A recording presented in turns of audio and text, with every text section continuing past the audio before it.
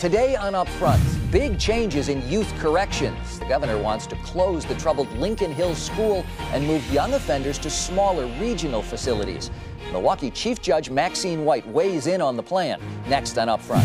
Then a big military move in Madison. Truax Field picked to be the next home of the new F-35 fighter jet. Next, what it means for the local and state economies. Plus, Democratic candidate for governor Kelda Roys on her campaign and her lane in the race.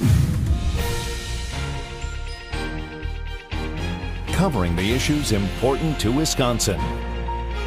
This is Upfront with Mike Goucher. Hello and welcome to Upfront. Mike Goucher is off today. I'm Kent Wainscott. Governor Walker has announced a major reorganization of the youth corrections system. The governor proposes closing the troubled Lincoln Hills School for Boys and Copper Lake School for Girls and converting the buildings to an adult prison. Juvenile offenders would be moved to a series of 5 smaller institutions around the state with a greater emphasis on mental health care. A community group lobbying for change praised the move. The regional system is crucial because we feel that young people should definitely be close to home. Lincoln Hills is under federal investigation amid reports of abuse of offenders and unsafe working conditions for staff. We're talking more about the planned changes with Milwaukee County Chief Judge Maxine White. Thank you very much for being with us. Thank you. I know this is something that you and many others here have lobbied for, have pushed for a very long time. How significant is this news? This is huge. This is absolutely huge.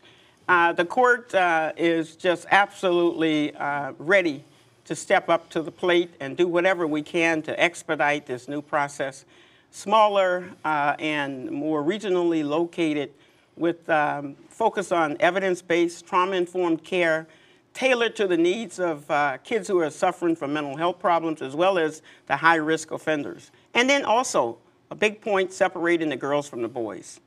The mental health aspect of this plan, an additional facility for youth offenders, is something I know that you believe is critically important. Absolutely, because even with the adult population, the youth population is no different. We have a significant number of people who enter our systems for various causes, and there are great needs that can better be met in the medical model, the public health model, rather than the criminal sanctional kind of model. You know, we've seen the reports about the troubles at Lincoln Hills. You visited that facility. The call for change, how urgent was the need?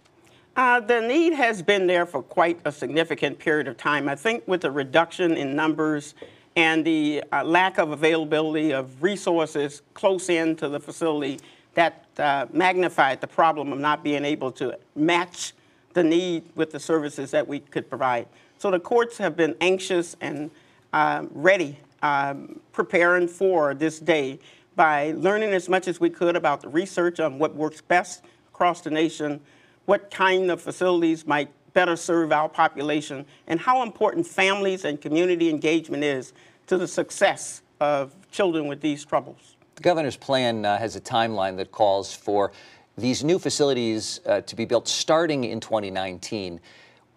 Is that soon enough, and what happens in the meantime?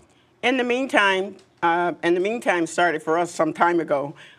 We are readying ourselves in any way we can to provide what we've learned about the models that he is proposing.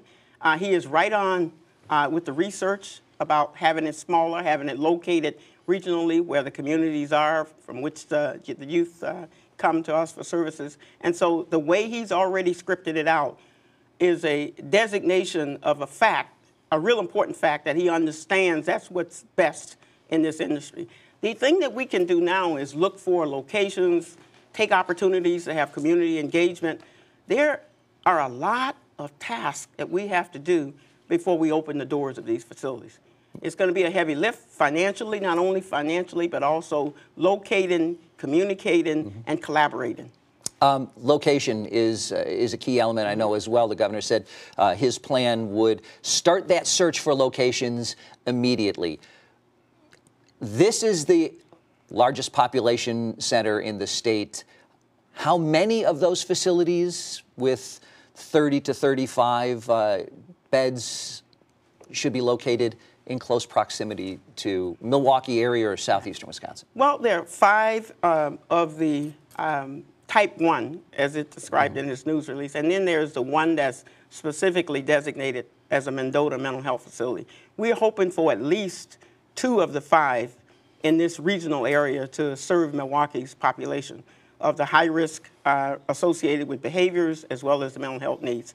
2 to 3 for Milwaukee, Waukesha, Kenosha, and all of those. But the population of the people who have the greatest needs has continually fallen over the years. It used to be 500 when we were at Ethan Allen, and now we're down to about 176, no more than 200. I think the governor's plan to use 5 as the right number will give us significant resources that we need to meet the crisis. And the regional aspect of this system it changes the way things have been done and certainly are currently being done in the state.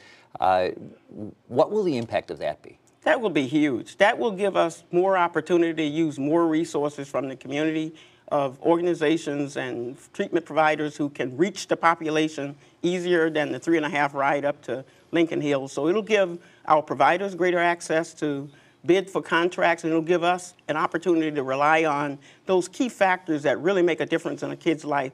That is the family and the community. And how much hope do you have that there will be a significant impact at the far end of this process in terms of recidivism? Right. It works. It's a proven formula for success.